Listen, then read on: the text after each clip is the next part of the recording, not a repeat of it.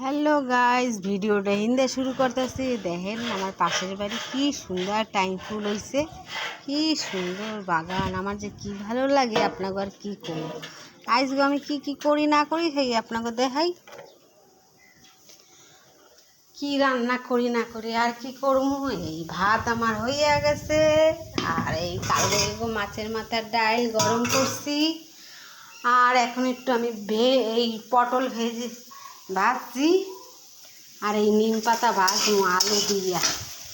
এই নিম পাতাগুলো ওই পাশের বাড়ি দিদিরা দেশে, আর এই আগেও দেশেছিল, এইগুলো হুগিয়ে রাখছিলাম। এই দিয়ে আলু দিয়ে ভাজবো, ধোয়া কিন্তু শুকানো নিম পাতা খামো।